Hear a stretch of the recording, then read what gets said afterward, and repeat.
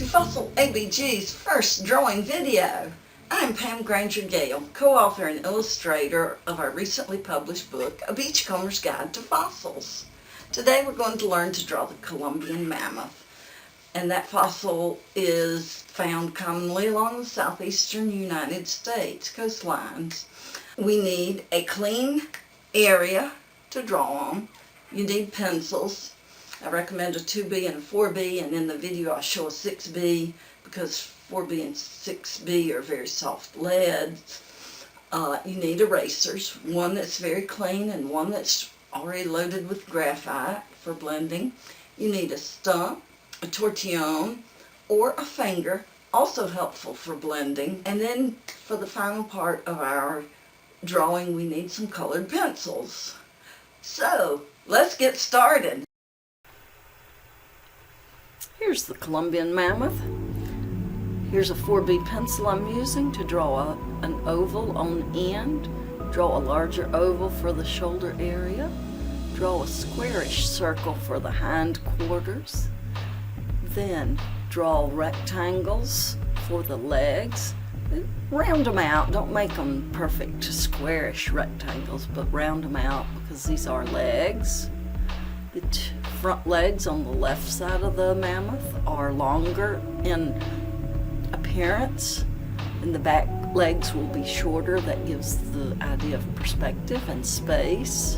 I am drawing in the identifying toe pads. That right front leg is ultimately going to be behind the trunk, which comes down from the small oval.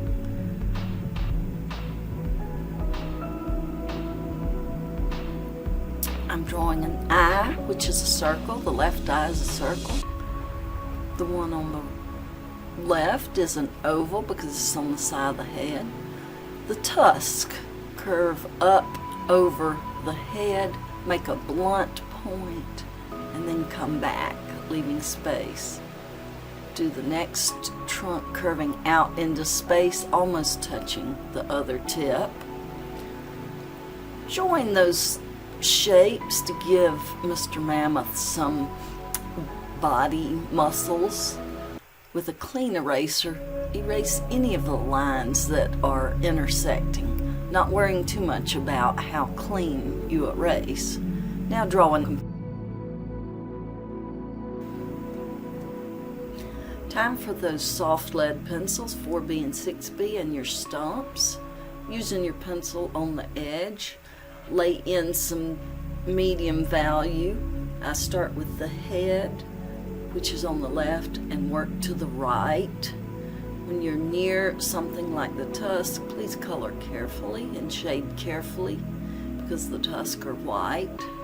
The stump is good for shading in small areas. While it's hard to see on the screen, I want you to try it as you're drawing right now.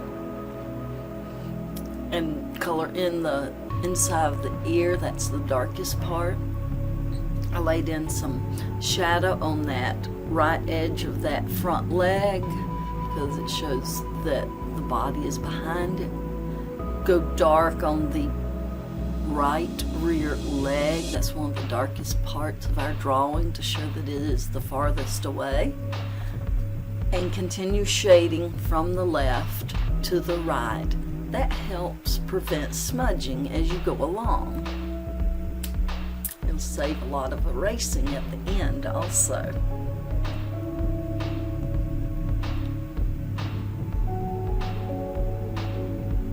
Oops, I forgot that front leg, so I'm going in real dark. When I do something like that, I hold my hand up so I'm not dragging over what I've already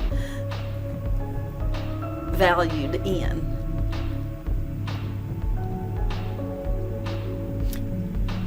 The dirty eraser. Yes, I highly recommend this because the blending you get with that dirty eraser is awesome.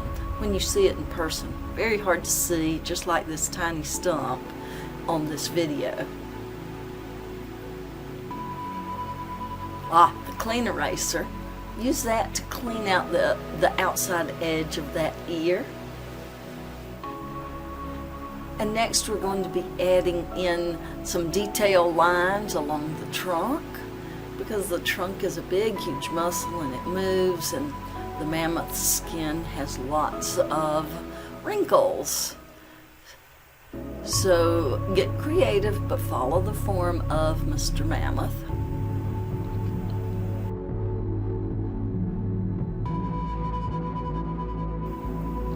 Grab your colored pencils and a hand sharpener, and let's add color. With the dark green pencil, add a zigzaggy line. Again, I like to use it on the side for the widest color coverage. That zigzag line is good because nature is organic. Now with each leg, I'm using the dark green, add a shadow from each leg.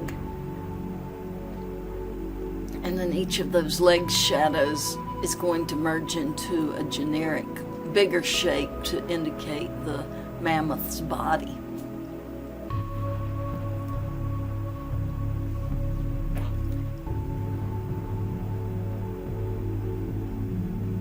Next, with the light green, add color, still in that zigzaggy manner because we're showing growth and greenery of a generic nature. Don't be afraid to put some of that light green in your dark green, and then vice versa. Don't forget to add some dark green in the light green.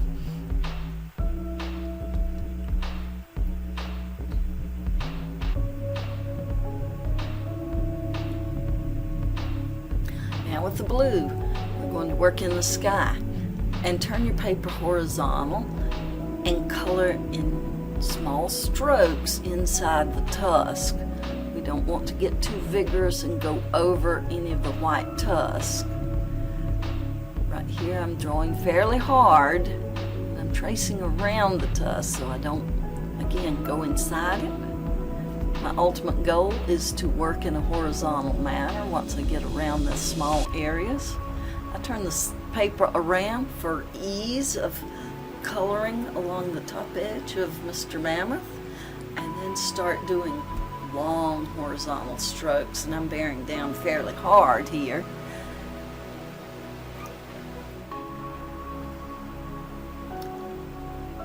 And then you can also vary those strokes to make them lighter colors of blue, which the sky is different colors of blue.